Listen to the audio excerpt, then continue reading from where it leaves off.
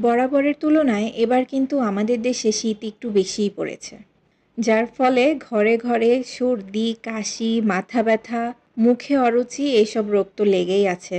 এর ভুক্তভোগী আমি নিজেও। কয়েকদিন ধরে ঠান্ডাতে মাথা একদম ঝিম ধরে আছে, কোনো কিছু দিয়েই ভাত খেতে ইচ্ছা করছে না। তাই চিন্তা করলাম শুটকি দিয়ে একটু ঝালঝাল ভর্তা তৈরি করি, সেই সাথে রেসিপিটা আপনাদের সাথেও শেয়ার করি। শুটকি ভর্তা তৈরির জন্য আমি এখানে বেশ অনেকগুলা লইট্টা শুটকি নিয়েছি। এরপরে শুটকিগুলোর মাথা, লেজ, পাখনা ফেলে এরপর এভাবে ছোট ছোট টুকরো করে কেটে নিয়েছি। চুলাতে আমি আগেই পানি গরম করতে দিয়েছিলাম। পানি ভালো মতো ফুটে উঠলে এরপরে এতে শুটকি দিয়ে দিচ্ছি। আর হ্যাঁ, এগুলো আমি 2-3 বার পানি পাল্টে ভালোভাবে ধুয়ে নিয়েছিলাম। এই পর্যায়ে দিয়ে দিচ্ছি 1/4 চা চামচ হলুদ গুঁড়া। চেষ্টা করবেন হলুদ গুঁড়া দেবার, এতে করে শুটকির আষ্টে গন্ধটা দূর হয়ে যাবে এবং শুটকির স্বাদ ও মান ঠিক থাকবে। এবার হালকা নেড়েচেড়ে এগুলোকে 7 থেকে 10 মিনিট সেদ্ধ করে নিব। শুটকি সেদ্ধ হয়ে গেছে, এখন একটা স্ট্রেনারের সাহায্যে পানি ঝরিয়ে নিতে হবে। অফ ক্যামেরায় পানি ঝরতে থাকুক, ততক্ষণে আমি মরিচ ভেজে নিচ্ছি। ঝালঝাল করে ভর্তা তৈরি করব, এজন্য একটু বেশি করেই মরিচ ভেজে নিব। আমি এখানে নর্মাল সয়াবিন তেল দিয়েই মরিচ ভাজছি, তবে আপনারা চাইলে এখানে সরষের তেলও ব্যবহার করতে পারেন।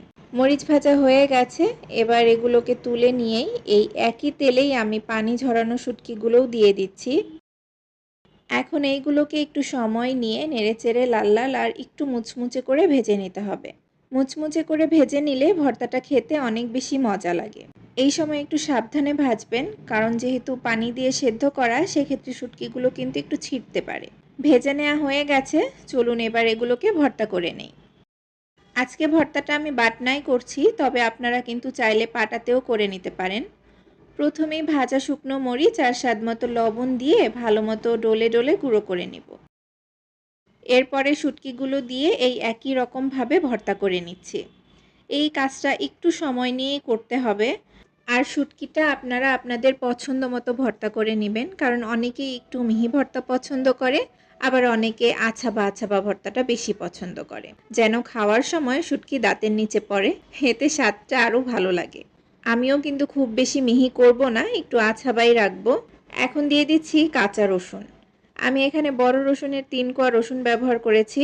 রসুনটা আলতো হাতে একটু থেতো করে নিচ্ছি, খুব বেশি ভর্তা করে ফেলা যাবে না, তাহলে কিন্তু শুটকি ভর্তার স্বাদ ভালো আসবে। এরপরে পরিমাণ মতো পেঁয়াজ কুচি দিয়ে এই একই রকম ভাবে থেতো করে নিব।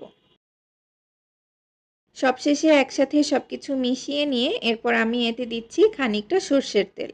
এবার হাতের সাহায্যে একটু মেখে নিলেই ভর্তাটা পুরোপুরি রেডি হয়ে যাবে। যখনই আমার একটু ঠান্ডা লাগে বা মাথা ধরে, মুখে অরুচি লাগে, তখন আমি বাসায় এই ভর্তাটা বানিয়ে খাই। আর বিশ্বাস করবেন কিনা জানি না, এই ভর্তাটা আমার জন্য একদম ওষুধের মতো কাজ করে। আপনারাও বাসায় একবার ট্রাই করে দেখবেন, আশা করছি নিরাশ হবেন না।